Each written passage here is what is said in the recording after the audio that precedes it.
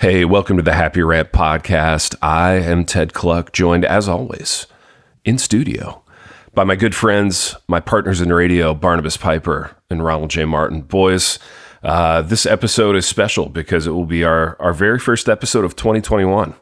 I've heard from people, random people, various people, that 2020 has been a bad year. Maybe 2021 will be better, and that's what we're going to do. We're going to predict what we feel like 2021 will be like. But baby, you sound a little glum this morning. Are you glum or just tired? Where are you at emotionally? You talking to me? I'm talking to you, baby. Well, I'm not baby, so yeah, he's talking to you. No, you're special too. I'm good. I'm good. I'm just a little tired, but I'm good. My spirits are up. I'm good. Feeling optimistic. But Wow. yeah, just a little bad night's sleep last night, and which is what happens when you get old and it's hard to sleep. And, dude, are you getting like the, not to do a whole bunch of old man content here in the front of the show, but are you getting like the 3 to 4:30 a.m. wake up just randomly? Oh, yeah. Well, so what happens is I get in these patterns, right, where I'll wake up every night at like 3, and then I can't get back to sleep for like an hour, or sometimes that's it. I'm done for the night. Mm-hmm. And so, yeah, I get into like patterns like that. And then I have to like, dude, you just have to like try, like, you got to break out of that. Because it's like your body's like telling you to wake up every morning. It just pops you up, right? Yeah. And so I never know how to break out of it other than I have like 5 of those in a row, and I'm so exhausted that I finally just sleep through the night. And then totally. Or sometimes do you I'll take any sleep supplements? There you go. Every once in a while I do, because if it gets really bad, it's like, man, I have to sleep tonight because it's really affecting me. And sometimes those work, and then sometimes they just don't. They don't seem to work. So I don't know. It's a huge bummer when they don't work. Yeah, totally, because your expectations are so high. Right. Yeah. Right. It's like having a good meal that doesn't taste quite as good as you thought it was going to. You're just like, oh my gosh, man. Like, I need this right now. Yeah. You realize that you're opening yourself up to listeners sending us all the tweets and emails about like whatever witch roots their grandmothers told them to use, which essential oils to use, Dude, I hope they do, actually. I'm kind of into that stuff. Like in the sleep space, at least. I would be open to suggestions, but I want to. Witch doctoring is good for sleeping, just not for anything else. Exactly. Gotcha. Dude, we went to a friend's house the other night, and this friend will hear this because she's a huge fan of the show. I opened her refrigerator door, and it was like entirely, you know how the refrigerator doors have like 3 like layers of shelving in the door part, like slammed with essential oils. Oh man. Yeah, dude, it sounded like one of those old milk trucks from like an 1800s movie with glass rattling all over the place when I opened the door. It's like basically you're opening a door to like a witch's coven is what. Oh, like a witch's coven. I'm like, hey, does anybody have any essential oils around here? Oh.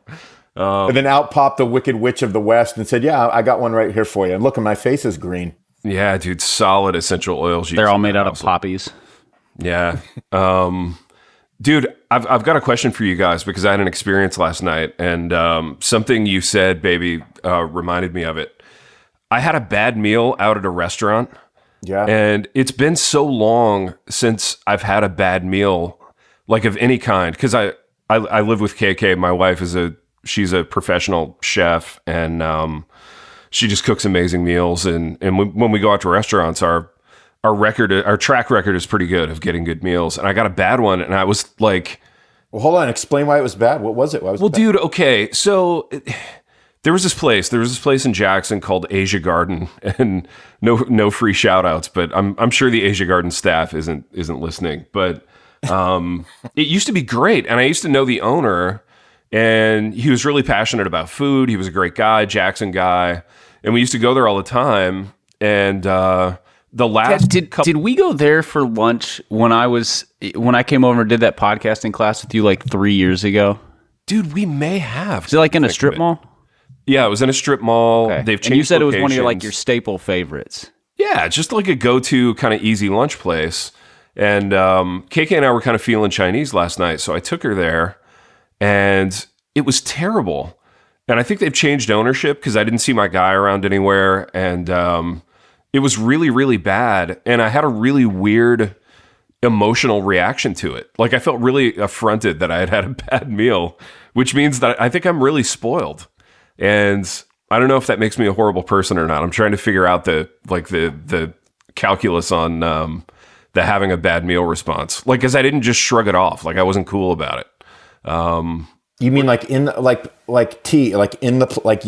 you voiced your discontentment? No, to the like staff? not to the waiter. Like I'm always really nice to the waiters, and like I can't be that guy. I can't be like an a-hole. Well, yeah, that's what I was in the asking, moment. yeah. But I was very much an a-hole, like about it conversationally and like in the car afterward. And yeah, in the cold, like harsh light of morning, I'm like, not a great moment for me. What's going on there? You know, and I think it's... Baby, it sounds like it was something. It was like the thing behind the thing. Like it was really something else in the meal. Yeah, what was it, baby? Put on your like counseling hat and like work me through this. Well, I don't know, because it's like everything, it always comes back down to, expectations. And so you went there expecting something, you received something different, but it cost you something at the same time. Yeah. So it may have triggered something else far more important than a bad meal, because we all get a bad meal on occasion. And so it almost like that was the easiest way for you to express that anger, Yeah, that feeling of being robbed. Yeah, not to be overly dramatic about it. No, for sure, but still, Yeah. like it just was like it was the occasion to just let out your deeper frustrations, I guess. Robbed of an experience. 2020's been tough on everybody, guys. Dude, I went with like the thing that I always order there, like Kung Pao chicken. I like it a little spicy, and in the past, like when my old guy was owning the place, it was always like really fresh, and it was, the plate was really colorful, and they did a really good job with it. But yeah, dude, this was like, and not to go too deep into the weeds of bad Chinese food, but the plate, like the whole thing was just kind of gray and pallid, and the rice wasn't flavorful. I mean, there was nothing about it that was depressing. You know what I mean? And I sound like, you know what's crazy about that, man? What, baby? It's so weird, man, because we have some Asian places near us that we don't go too frequently, but I would say that one of them is like Aces, man. It's like really good. But I would say that compared with other places we go to, I get the most inconsistency out of that. Like I'll get one dish one week where I'm like, this is the greatest thing I've ever had in my life. I'll get the same dish the next month, and it doesn't even resemble like what. Fascinating. Yeah. So I don't know if I don't know, because we don't do a lot of Asian cuisine at the house. Sure. Big M doesn't really specialize in that necessarily like she does in other things. Sure. And so I don't have a lot of experience with it. But man, when it's great, it's great. And when it's not great, it's not great. Yeah, I mean, it's funny with Chinese food because it's sort of the one genre of food where there's no hipster paradigm for it. You know what I mean?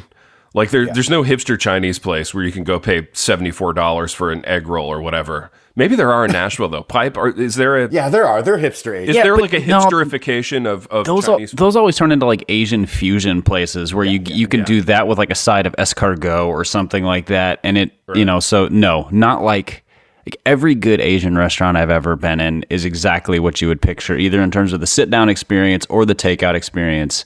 And none of the like bougie Chinese places. And when they try to do that, it turns into like a PF Chang's, which is it's like Chinese food plus salt.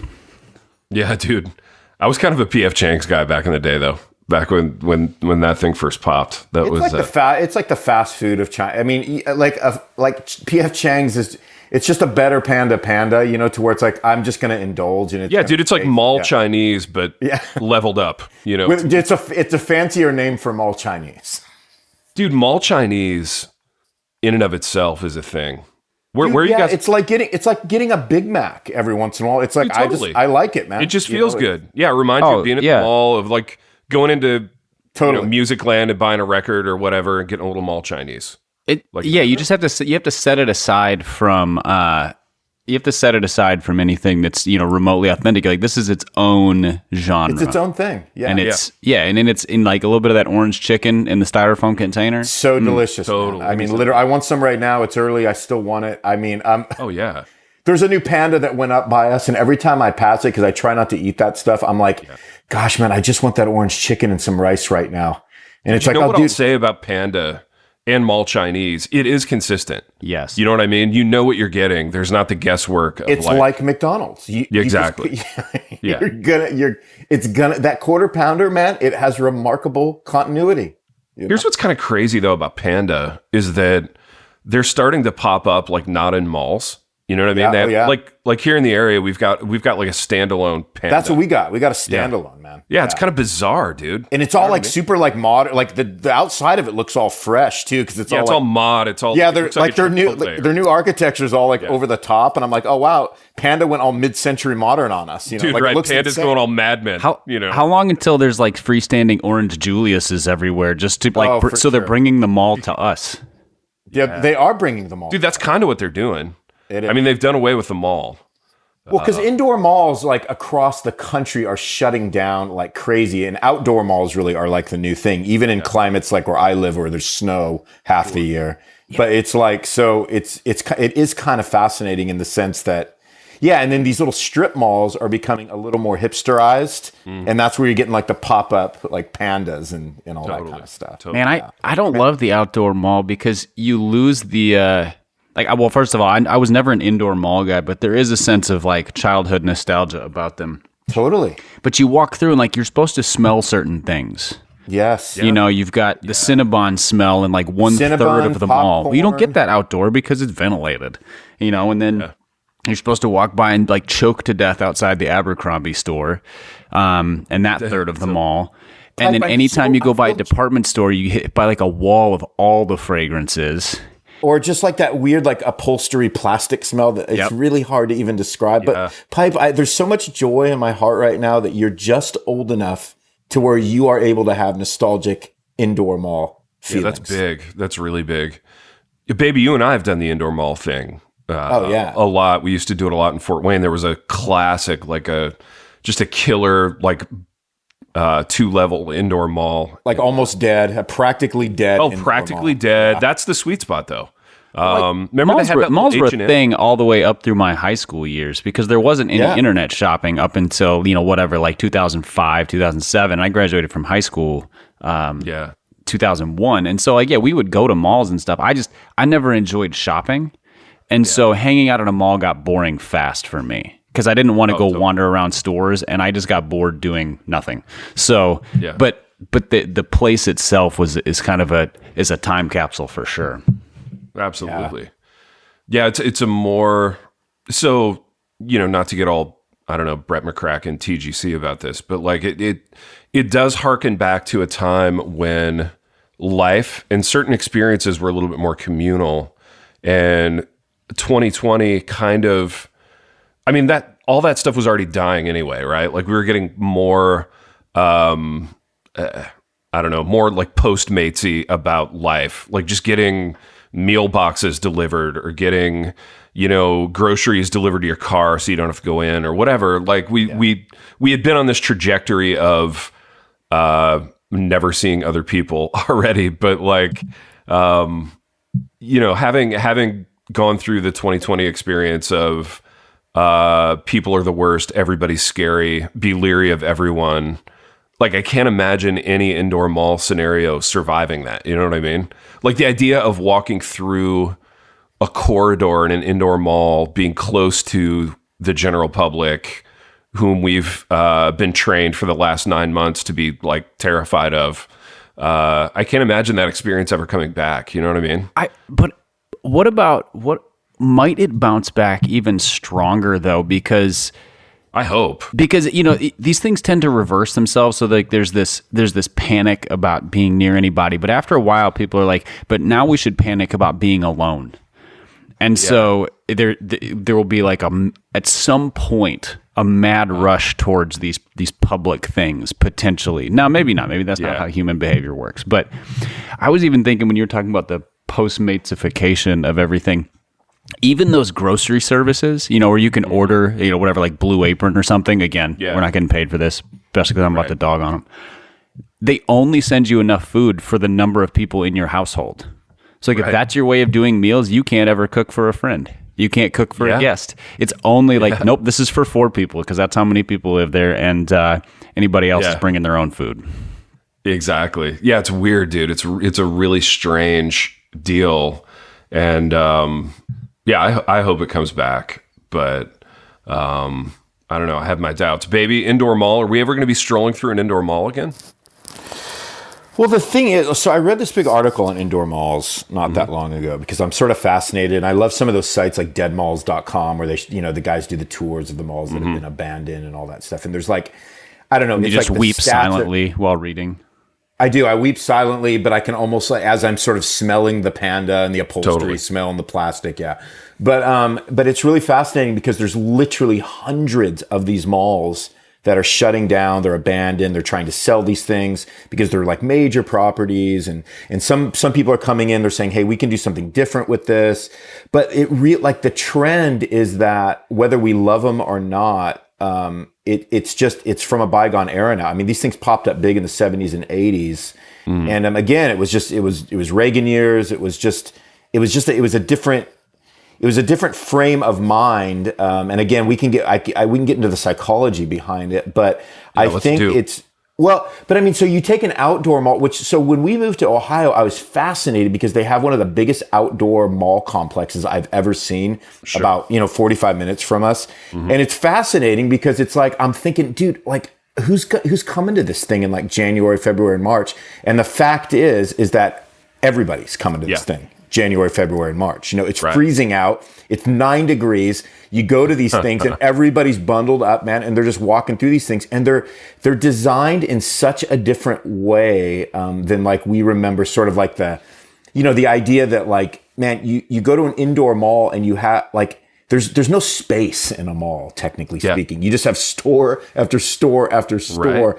And in an outdoor mall, I mean, they've designed it like so differently. You know what I mean? Like it's something that you could spend your entire day at. Whereas a mall, you're kind of there, you're a little more purpose driven, not to get all Ricky Dub on you right now, but you're a little more purpose driven in terms of like, you go there for a reason. You might enjoy it, but like you're on a mission. Whereas like an outdoor mall is more of an experience, I think. Yeah. And that's kind of the theme of our age anyway, is experience. And so it's kind of fascinating. And that's why I don't think the indoor mall is going to come. Well, 2 reasons. One, people's buying habits, like most of the stores in there, maybe clothing stores still do better in person, but nobody's buying electronics in person the same way they did before. Department stores by and large are really struggling. It's like Amazon and, is sort of the... Piper, Amazon is the new indoor mall. Yeah, Amazon is the mall. Gosh, that's depressing, dude. Yes, it is. Not to dog on our good friend Jeff and his business model, but... Jeff's a great guy. Lovely man. Unbelievable guy. But like the problem with Amazon is like your daughter can't get her ears pierced there. You can't run into like your favorite chick from high school there. Like none of the magical other stuff that came with the shopping can happen at a on a website. Yeah, there's no place for all the goth kids to hang out over in the corner next to Hot Topic. Right. Yeah. I mean, we lack. Yeah. We lack a lot. Yeah, I know. As magical as Amazon is, and the rhetoric of like 2020 is so confusing. All the soft focus commercials are like, we need to come together in this tough time, and we'll come together by literally not seeing another human being for 9 months, which will drive you to the edge of despair. Baby, you mentioned something when you were talking about the mall, the purpose-driven mall, and it made me think of a thought experiment that we had once with another word, which was parkour. But if you take classic Christian books and replace one word with the word mall, like it really works. I've been doing it for the last couple minutes. Don't waste your mall. Explain some of the parkour stuff that we dive into. Okay, dude. Okay, I will, because this is a funny ridiculous, so stupid. Yeah, this is a funny like early you and me story. So I had come to visit you in Ashland, and I don't know if it was because of grad school or just we were working on something together. Grad school. I think it was, man. So it was like my first trip to Ashland, and you had this friend who, you know, had maybe like read some of my books or something, and you're like, oh, you got to meet this guy. So we go out to his house, and I think we got like a ride in his car. That was a part of the activities because he had a unique car of some kind, and we ended up in his basement. And there's a certain, okay, I want to go like 30 seconds on this. There's a certain age that you are as like a young adult where somebody comes to your house and you give them like the tour of your house. You know what I mean? Which we're all past that age now. Like we no longer do this. Nobody in like our age genre does this. But like, I don't know, from like 25 to 33, when some people come over to your house, you just like show them around. Am I right about this, Ron? Like, is that resonating? I think I'm far less interested in that than I used to be. Oh, totally. Yeah, I'm completely not interested in that anymore. Well, I mean, frankly, I was never interested in it, but I know people who did that kind of thing. Right. Nobody that I know is interested in it anymore. But like, anyway, so we ended up getting like a tour of this guy's house, and we ended up down in the basement where, again, this is a certain character type of dude. The giant like theatrical screening room, like the huge wall of screen with a couple of recliners, and the guy's like, yeah, you know, this is where I watch my movies, you know, this is where I play my video games. And I'm thinking like, my TV screen is like a postage stamp compared to this, but you know, continue. So this guy fires up a video game, and it's like video game parkour. And you and I, Ron, are just sitting in these recliners watching this guy play like video game parkour. Which is another thing of guys that think there's nothing more fun than for their friends to watch them play video games, which was a fun thing at an arcade in a mall. Am I right? Like, yeah, and when the game was Tron or Pac-Man, correct. The game's Tron, it lasts 6 minutes and then it's over. Well, you know?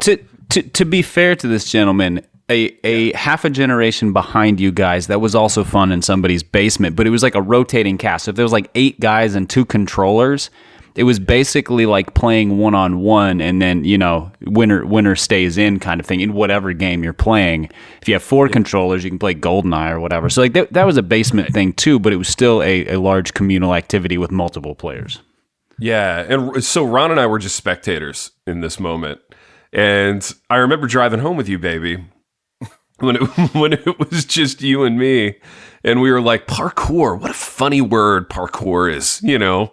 Like we were both kind of enamored with the word and just the way it sounded, like coming out. Because it's so ridiculous, and dudes that do. I mean, a little backdrop is like people that were doing parkour. And this was a decade ago, so yeah, it was kind of parkour was becoming this thing, and it was kind of ridiculous. And there's vids popping up on. I mean, there still is, but videos popping up on YouTube of dudes just like jumping on like, you know, air conditioning units on top of buildings, and it's like and they take it so. What's funny about it is how serious they all take it. And so parkour that just guys struck are really us. into it. That struck us so funny.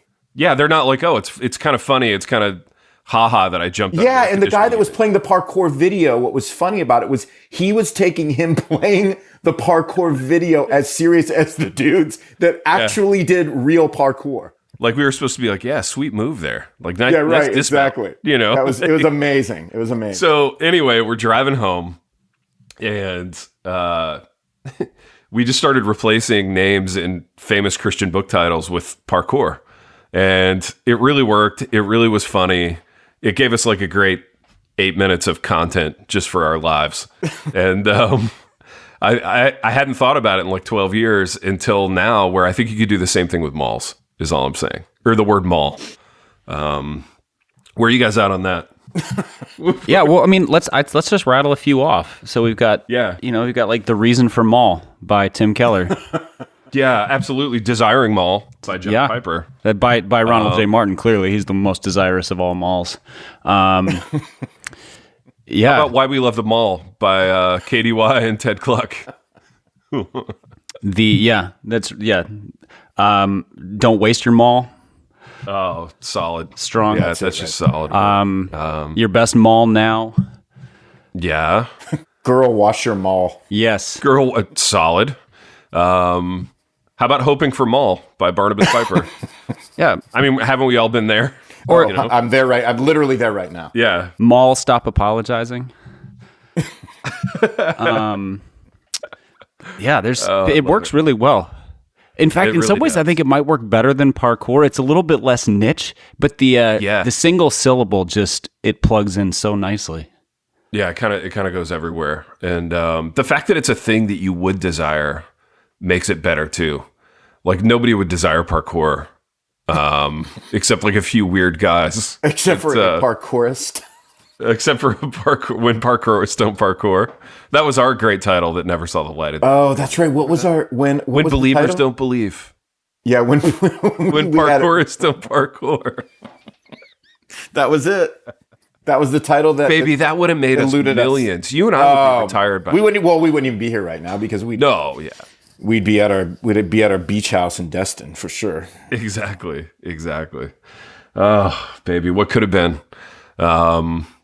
Yeah, dude, solid mall content though. That was 25 minutes on malls and our sleep habits. So it's a way to talk about the new year, right? It's a way to being disgruntled at Asian food.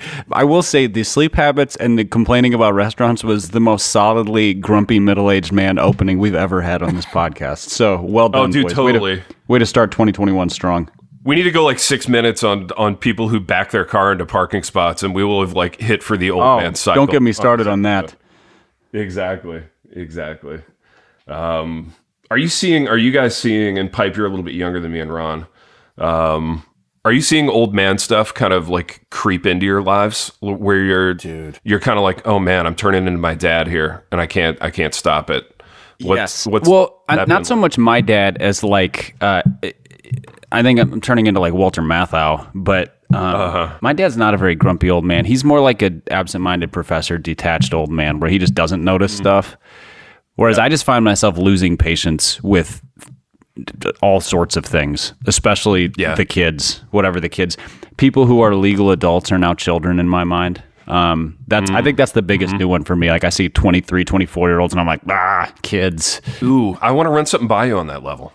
And baby, you'll I think resonate with this. So after the horrible Chinese food experience last night, KK and I went to a movie, and because of COVID, blah blah blah, we haven't been to a movie in a long time. Anyway, there was a theater open in Jackson. Folks. Remember, it's 2021. COVID's behind us. Almost 2 days. Yeah. Anyway, so we go to this theater, and it's one of these kind of nice new, like everybody gets a recliner kind of theaters, and of course, there was kind of nobody there because we were seeing a nobody there kind of movie. And was it a Terrence Malick film? No, it was the new Tom Hanks Western, which I want you guys to see. So I didn't know that was out. That's actually out in the theaters too. Yeah, dude, it was solid. It was so good, man. It was actually like an international adoption movie almost. So we could talk about it on that level at some point. But I've seen the trailer. It looks amazing. We go to this theater. Yeah, it was amazing. So Paul Greengrass was the director. He did a bunch of the Bourne movies. He's good. Anyway, we go to this place. There's like 4 people in the theater, which is great. That's like my wheelhouse. But the audio was so loud from the adjacent theater. They were showing like Wonder Woman 1984, which is like 3.5 hours of like cars exploding and stuff. And the movie that we were seeing was kind of a quiet movie, right? It was really about Tom Hanks and this kid just kind of dialoguing for a couple hours. And I was getting so like angry at the audio from the other theater. I actually, dude, I did a thing that I never do. Dude, you had a really bad day, man. I had a tough day, but listen, this is where it turned. Is this like male menopause? Is that what you're going through, Ted? Seriously. Dude, right. It was the change. And then it got really hot in the theater, No, so I go down and I told KK, I was like, I'm going to talk to the manager. And she's like, oh, no way. You never do that. But I'm like, babe, I got to, or else we got to leave. That's how bad it was. I'm so anti that. That's so hilarious, man. Dude, so I'm so proud of you, even though I never talk to managers. I'm glad to see you take this big step in your middle-aged life. I was just like, man, lay it on us. I was like a baby taking his first steps, like a toddler, So I go down, I find this manager, and this is the point, right? It's been all set up for this. The manager's like 12. Okay, he's like a fetus, like a baby himself. In actuality, he's 25, but he's one of those dudes that looks like he's 9. Dude, right? He's 9 years old, and I'm like, hey, I was real nice about it. I'm always, trying to be nice, but like, the audio in the adjacent theater, like none of us can hear this Western, and like everybody in our theater was kind of chattering about it. It was like a group project, and I always get chosen to go be the voice of the group or whatever. And so he was cool about it. He was great. He was like, oh yeah. So, and he really did fix it, and then it got better. But the point is, 20 years ago, like manager of a movie theater would have been a job that like a 35 or 40-year-old guy would have had, and he would have taken it kind of seriously. You know what I mean? It would have been like, I want to have a good theater. I want to make sure everything's working. But now it's like a job that a 12-year-old has, and it's a new 12-year-old every 3 months. You know what I'm saying? And I feel like me noticing that kind of thing is an old man thing. Yeah. Because it was probably that way 20 years ago too, T, but But I was 12. Like, yeah. Right. So you didn't care. And you didn't care that there was sound bleeding over 20. Dude, right. I wouldn't have cared. Like, I was trying to put myself in the shoes of, what if I was 18 and I was on a date at a movie? Well, again, you would have been in the loud movie anyway. We would have been in the loud movie, right? We wouldn't have been in the dialogue-driven Tom Hanks middle-aged person movie. No, you're right. You're totally right. So what age were you guys, or about what stage in life when you realized like you were the adult in the room? Because I think 2020 brought about the craziest realization for me, because got ordained and voted in as a pastor at the church, and all of a sudden I looked around and I'm like, hey, I'm way older than the average age of the attendees at this church. So I'm 37. I would bet the average attendee is early 30s. So if you just average out the whole congregation, so I'm 5-7 years older than everybody else there by average. And now I have this sort of position and title that people look to with some level of respect.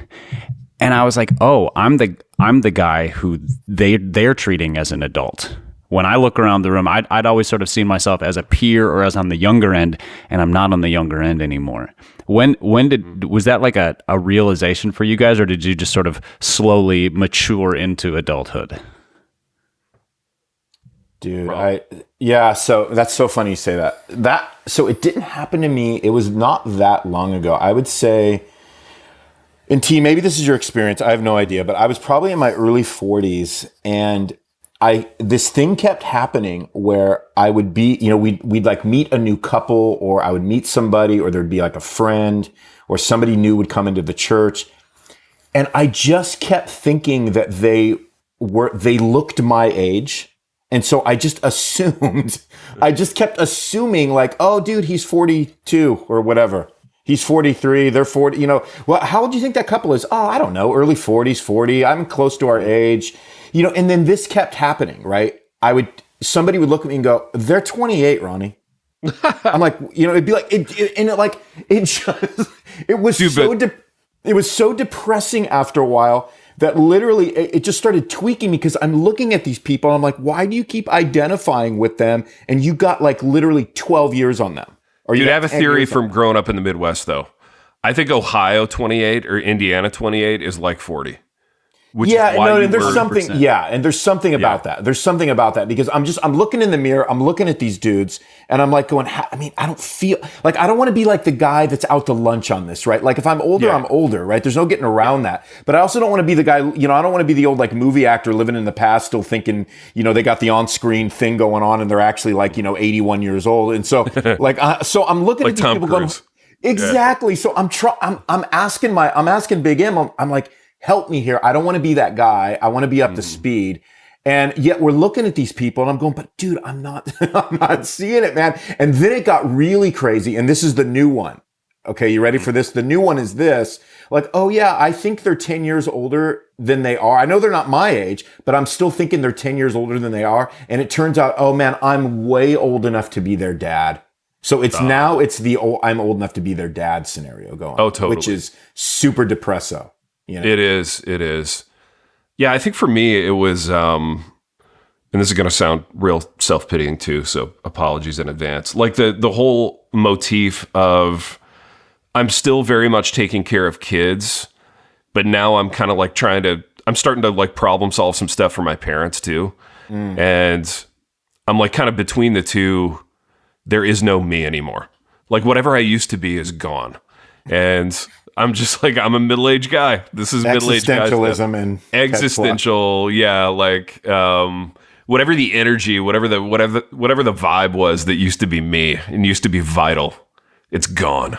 And I think that makes me feel old as much as anything. Yeah, because you're doing stuff that you probably never thought much that you were going to be doing. You just find yourself doing it. You just find, nobody ever thinks, oh, I'm going to be thinking about stuff that my parents don't think about for themselves anymore. Like, nobody thinks, oh, yay, someday I'm going to be doing that. That's awesome. Yeah, someday I'm going to be like evaluating different doctors for my parents. Nobody like dreams about that. You dream about like, I don't know, having a sweet apartment or like a cool car or whatever when you think about adulthood as a kid. But it's never like, I'll help some people sift through some paperwork. That'll be a really fulfilling day. Yeah, you know? I'll be a financial planner for my elderly parent. It's going to be sweet. It sounds like a sweet day out on the town. Yeah, that'll be super cool. I don't understand why it's so hard to gauge our own stage in life and age by other people. So like, I realized my parents were getting older several years before I realized that I age at the same rate they do. You know, so like I remember going hiking with my dad. It was probably 5 years ago or so. So he was 70, and just realizing he had slowed down a little bit. Well, he's 70, so you know and he's always been like front of the pack, spry. Like he was the guy who didn't slow down for anybody on in any sport or hike or whatever. And I realized, like I'm now ahead of him, but it didn't dawn on me that meant that I was also getting older. And so watching my parents age had no correlation to the fact that I too am on the front end of middle age now, which is a little bit crazy.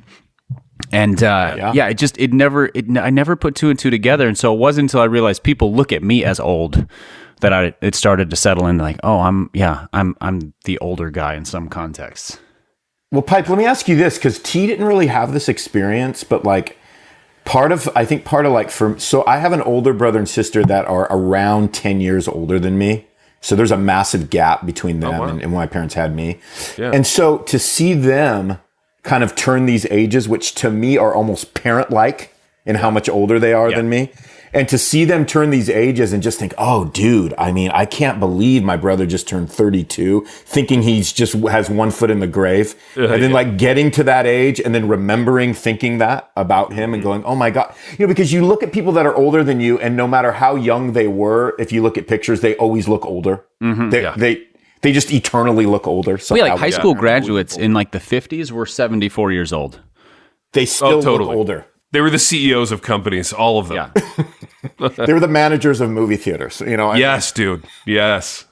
But Pipe, I don't know how much older your brothers are than you. But have you ever experienced that? Like just seeing them get to where you're going before you? Oh yeah. My oldest brother's about 11 and a half years older than me, and then there's about 3 years between the four of us brothers. And so like he turned 50.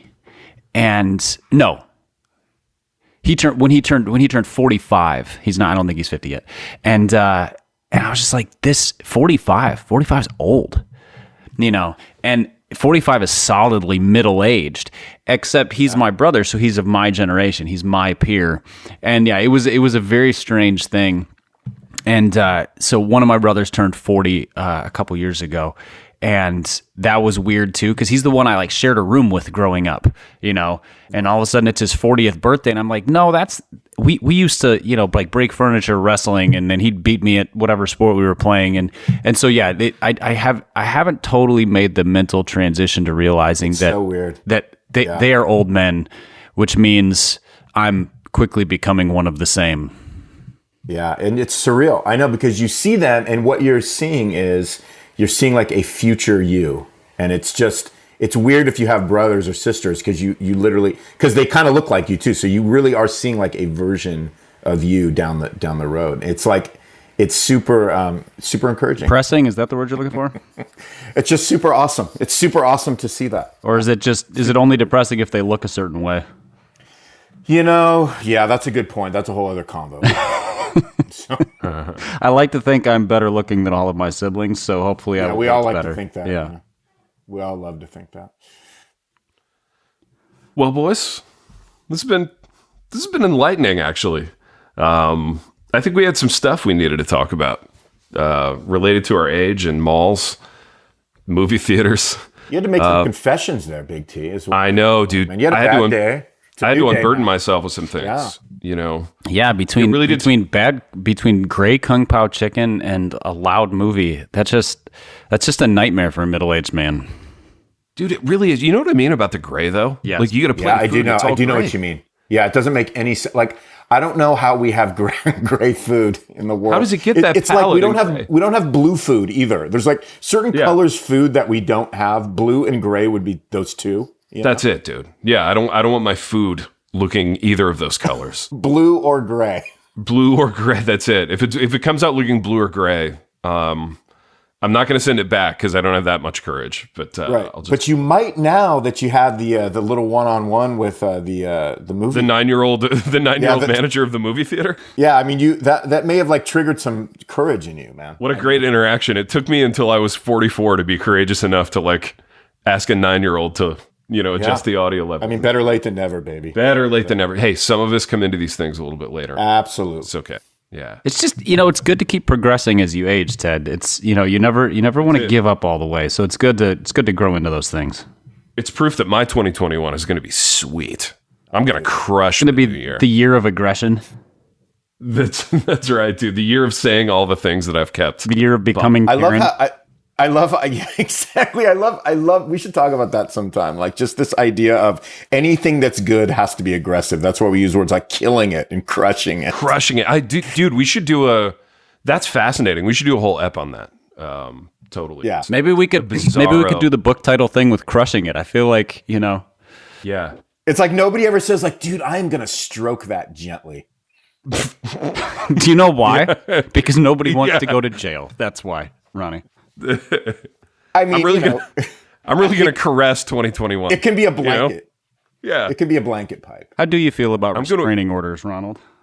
I'm going to envelop 2021 in my warm embrace. Nobody says that. Right. That's what I'm saying. I know. It's weird, right? We're going to crush it. Envelop that. Right. Everything is crushed. And we're going to kill it, dude. Literally kill it. Destroy. It's like when people say that about sermons too. Ronnie, you destroyed. I'm like, Ronnie, you crushed that sermon. Like, did I? It is ironic that if you use a term of like gentleness and affection, you sound like you should go to prison. And if you use a term of violence, people would like to pat you on the back. Exactly. They want to be like you. They want you to write a book so they can be like you. So if you're crushing it, it's like, let me be like this violent guy that could get sent to jail because he's leaving a trail of dead bodies behind him. Nobody's like, Ronnie, you really took the back of your hand and like gently like caressed that sermon. You know what I mean?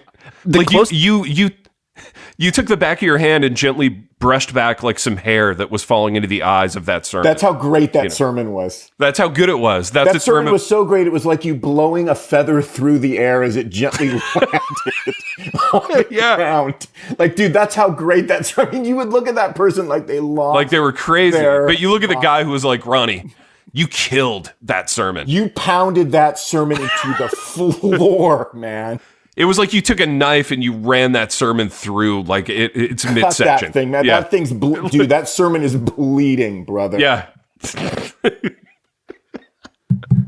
dude. People are so weird, man. Boys, it is interesting how far you have to go before it starts to get weird on the violent front. Like once you got to blood, I was like, nah, it's probably a step too far. But anything prior to that was great. Good job, guys. Right. I know. It's strange, man. The laws of these things. It's not entirely. Dude, that has to be a chapter. It has to. All right, hold on. Things that we're killing and crushing. Yeah, that has to be it right there. I mean, that goes along with the deep V and the working out pastor and just killing it. Dude, his sermon destroyed the sermon. I'm writing it into the notes right now if you hear typing. Appreciate that, Pipe. Appreciate that. Yeah, you take some passage that's like the gentlest passage in Scripture, like like Boaz caring for Ruth or whatever, describing Jesus. Yeah, Ronnie, you crushed that. Bro. Right. All right, boys. Well, we've done what we always do on this program. Nice transition, babe. Which we've done what we always. Dude, we slayed this episode, y'all. Yeah, dude. Yeah, guys, we've done what we always do, which is kill it, crush it. Let that be your sign off right now, T. I want to hear that as a sign off. We will kill you next time. The Happy Rant is brought to you by Resonate Recordings. If you go to resonaterecordings.com, you can see the full range of services they offer. So if you're considering starting a podcast, they are the ones we recommend going with. Again, go to resonaterecordings.com to see their prices, to connect with them and ask any questions, and to see what they can do to help you launch, edit, master, and improve your podcast. Again, go to resonaterecordings.com to see what they can do to help you launch and improve your podcast.